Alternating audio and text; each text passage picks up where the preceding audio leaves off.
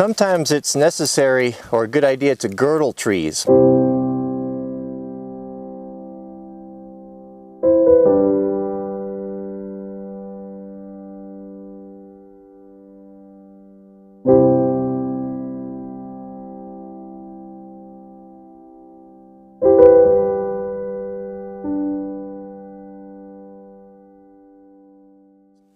What that means is we're going to cut a strip of the bark and the cambium away from the base of the tree that'll cause it to die slowly.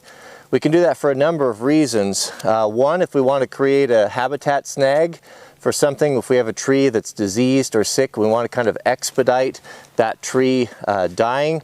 The second is if we have selected, if we're doing selective thinning and we have a tree or trees that we want to have ready for firewood in years to come. What that will do, rather than just falling the tree on the ground, letting it die, and it will have a tendency to rot and it won't be very good firewood. If we can leave it standing, it'll dry standing and it'll be a lot more sound. So it can take a couple years for a tree to finally die and to be suitable for firewood, but we're looking at long term here. So I'll kind of show you the process, one way I go about doing it, and I think you might enjoy it. Here's another perfect example of a time where crosscut saws are still relevant. It's so dry that we have a statewide ban on any type of power saws or logging in the forest for fear that the spark off the exhaust or heat from the exhaust might start a wildland fire. We don't have to worry about that, and we're exempt when we use crosscut saws.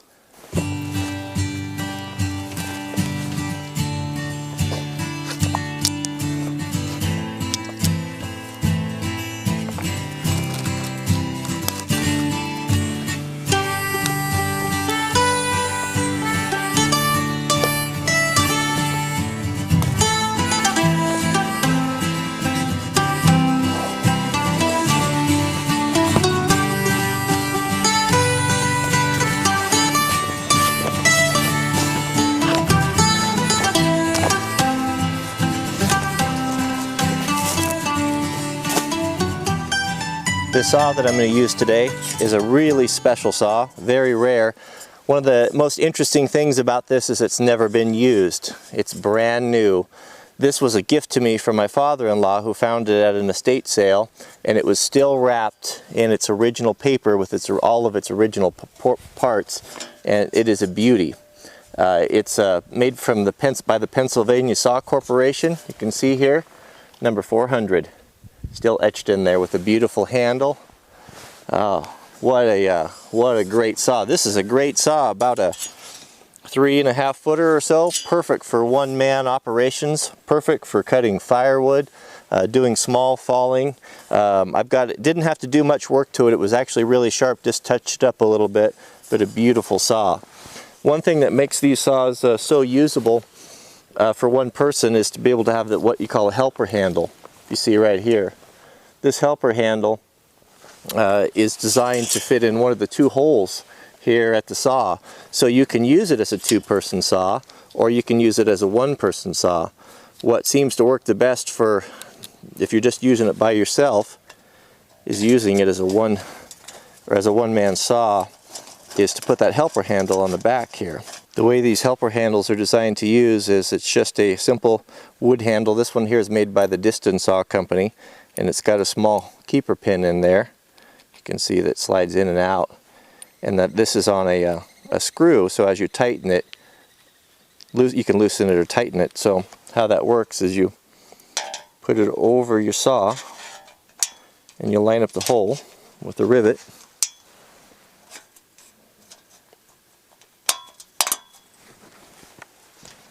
And then you can tighten this up.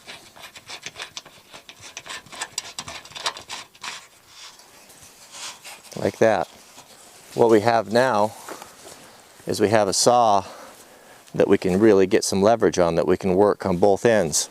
Now again, you can take that same handle if you're working as a pair or working with someone else, and we can put that handle right there on the end as well. But for me, having the handle up close is going to be the way to run it.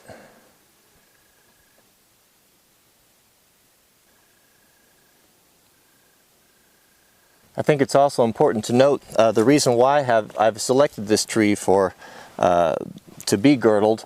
This tree is going to be a habitat snag. As I said in previous videos, I like to have at least one habitat snag per acre or so.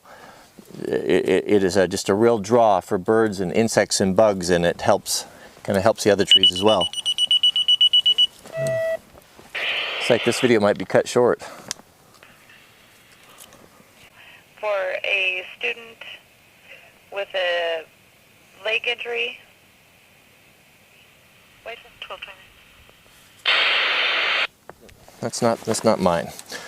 So as we can see here on this red fir, it's got a lot of damage here. It's got something wrong with it. It's not doing well. It's pretty sick. You can see that the woodpeckers have been in here, and it's all rotting from the outside. It still has a lot of green branches on it, but it's the writing's on the wall. It'll never last. So this is a perfect candidate for a habitat snag. That way we can sacrifice this and not one of our healthier, nicer trees.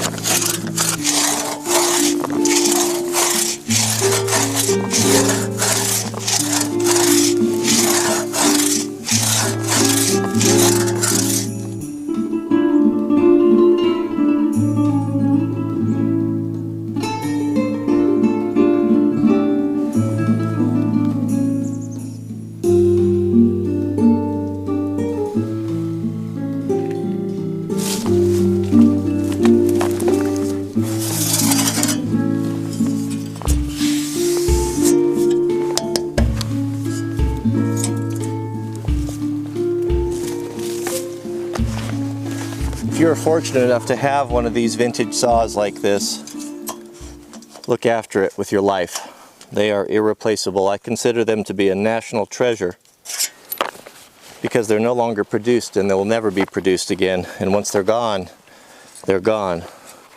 I've always said that there's 3 things in my life, of my possessions, that I will not loan. One is my wife, second is my chainsaw, and the third is my crosscut saws. And I'll tell you, the crosscut saw fits in the top 2.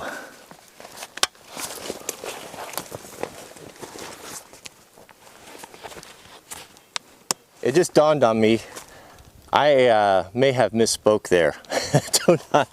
I do not want to lump my wife into something that I own. Let me rephrase that. I do not own my wife. We are a partnership. Let me rephrase that. The 3 things that I've been given charge over to look after, to have, and to hold, to protect, and to cherish. So I don't want there to be any misunderstanding on that. I could see that one coming. Head that one off at the pass. Good grief, if Mrs. Wranglerstar had heard me say that on a video, you don't even want to know the consequences.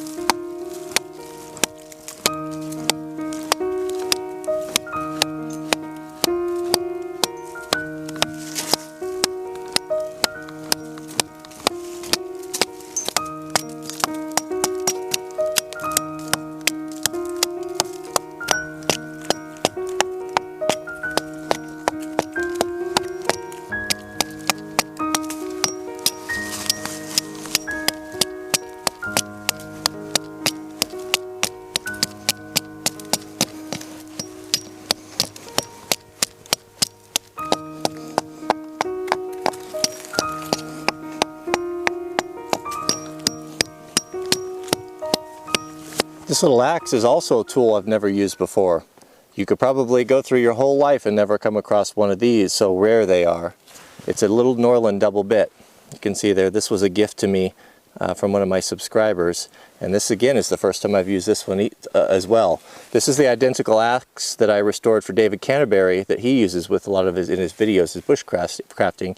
And I have actually two of these. He gave me another one, which I haven't restored yet. But I have two of these, and there are in my collection of axes, they're my most prized.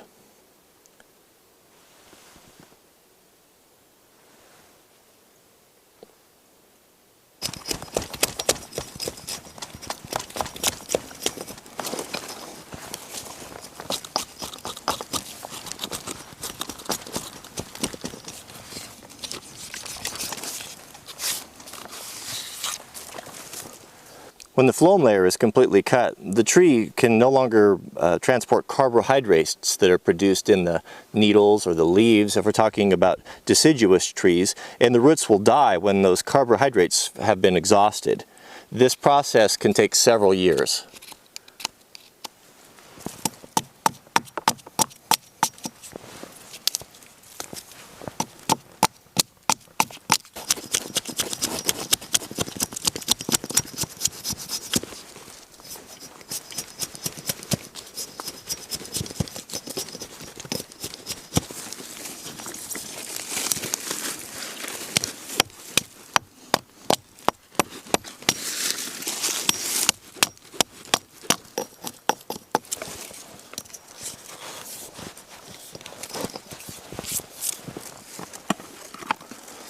So this tree is essentially completed. It's been totally girdled.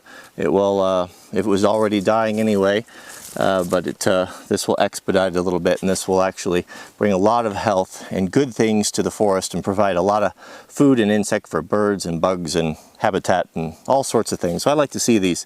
I don't like to girdle trees. I don't know, it seems to me worse to girdle a healthy tree than it does to cut one down. It makes no sense. Makes no sense at all, but I don't know. I just certainly am not one of those people that think that trees are no different than humans, but I also don't think that they're not without value, and they shouldn't be treasured and respected immensely. One thing that remains to be done is if you're going to have people on your property, especially if you're going to have kids running around or people recreating, everyone needs to be aware of these snags, because although they do provide a lot of good things, they can also provide a lot of bad by falling on someone. So I'm getting in a habit now of using marking tape. This is from the wildland world here. That's what we use to mark trees that need to be snagged, and it's got the skull and crossbones on it. It's labeled as it's for labeling killer trees. When you see this tape with the skull and crossbones on it, that should be an indicator that you want to stay away from this. So kids have been instructed. I'll instruct anyone who comes out that may be on the property to watch out. And when you see that orange snag, orange tape with the skull and crossbones on it, you want to be sure and give it a wide berth, because it could come down in a windstorm, and it is a hazard. So that hopefully will mitigate that a little bit. So thank you for watching, and if you appreciate or enjoy these types of videos, I enjoy sharing it. I like teaching what little I've learned, and again, don't take this as gospel. I am a layman, and I make layman mistakes, and I actually know very little about this. I just share what little that I do know. Take a moment and click the thumbs up. It's a way you can support the channel. I appreciate that. And I think there might be a part 2 to this. I have a little something else I want to share with you, but that'll be for another video. So thanks for watching, and we'll see you guys on the next video.